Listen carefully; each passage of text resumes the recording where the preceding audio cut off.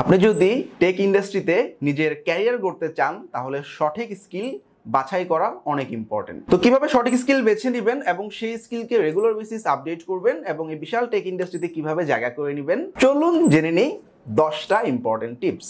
আপনি নিজে আগে অনুভব করার চেষ্টা করুন আপনি কি কি বিষয়ে পারদর্শী এবং কি কি বিষয় আপনার সাথে যায় এবং কি কি বিষয়ে আপনার ইন্টারেস্ট গ্রো করতেছে, সেসব বিষয়গুলো শেখার চেষ্টা করুন।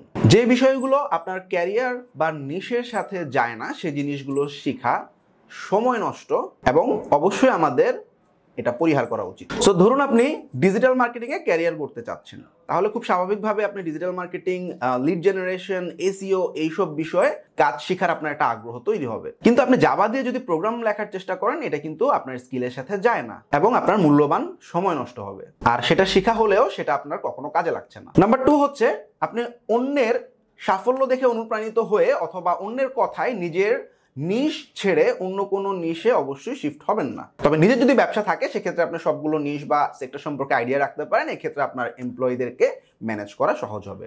নাম্বার 3 হচ্ছে শিখতে গিয়ে অনেক জায়গায় আটকাবেন। অনেক মানুষকে জিজ্ঞাসা করুন, প্রয়োজনে একাধিক মানুষকে প্রশ্ন করুন, কোনো না কোনো সোর্স থেকে আপনি অবশ্যই উত্তর পাবেন। অনলাইনে অনেক বিষয়ে এক্সপার্ট আছে, তাদেরকে জিজ্ঞাসা করুন। কেউ বিরক্ত হলে আরেকজনকে জিজ্ঞাসা করুন। অনলাইনে ঘাটাঘাটি করুন, অবশ্যই আপনি উত্তর পেয়ে যাবেন। নাম্বার 4 হচ্ছে নতুন কিছু করতে অনেক ভুল হতেই পারে, ভয় পাওয়া চলবে না এবং ভুল থেকে শিখুন। আপনি যদি ভুল না করেন অবশ্যই আপনি অন্যান্যদের থেকে পিছিয়ে থাকবেন। নাম্বার 5 হচ্ছে প্রতিদিন আপনার স্কিলকে আপগ্রেড করুন। আপনার সেক্টর বা নিশের নতুন কিছু শিখুন, নতুন টেকনোলজি নিয়ে জানুন। এক্ষেত্রে আপনি টুইটার বা লিঙ্কডইনের অনেক গ্রুপ আছে, সে সমস্ত গ্রুপে জয়েন থেকে নতুন টেকনোলজি বা নতুন আপগ্রেডগুলো সম্পর্কে জেনে নিতে পারেন। যদি সম্ভব হয় মানুষকে শেখানোর চেষ্টা করুন, অথবা ইউটিউবে নিজের একটা চ্যানেল তৈরি করে বা সোশ্যাল মিডিয়াতে আপনার জানা জিনিসগুলো শেয়ার করুন। মনে রাখবেন অন্যকে শেখাতে গিয়ে নিজের সবচেয়ে বেশি শেখা হয়। নাম্বার 6 হচ্ছে আপনার যখন এনাফ স্কিল ডেভেলপমেন্ট হয়ে যাবে তখন আপনি কিছু প্রজেক্ট করার চেষ্টা করুন। অবশ্যই সেটা হতে হবে বাস্তবধর্মী, অর্থাৎ এতদিন ধরে আপনি যা শিখলেন সেই বিষয়ে কিছু কমপ্লিট প্রজেক্ট করার চেষ্টা করুন। প্রজেক্টগুলো একাধারে আপনার স্কিল বৃদ্ধি করতে সাহায্য করবে এবং আপনার পোর্টফোলিওকে স্ট্রং করবে। নাম্বার 7 হচ্ছে আপনি আসলে কিভাবে প্রজেক্টগুলো কমপ্লিট করবেন এবং পোর্টফোলিও তৈরি করবেন।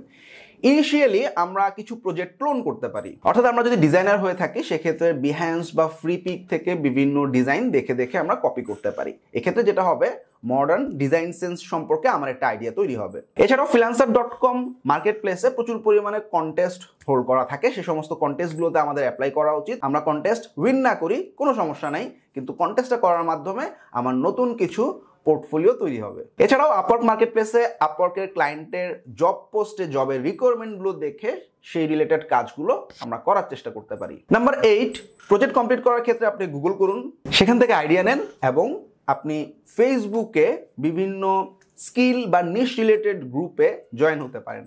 সেখানে আপনার স্কিলে এক্সপার্ট এমন কারোর সাথে কাজ করতে পারেন এবং সেটা হতে পারে ফ্রি, এতে আপনার কাজের অভিজ্ঞতা বাড়বে। পাশাপাশি সরাসরি ক্লায়েন্টের কাজ কিভাবে করতে হয় সেই বিষয়েও একটা এক্সপিরিয়েন্স আপনার তৈরি হবে।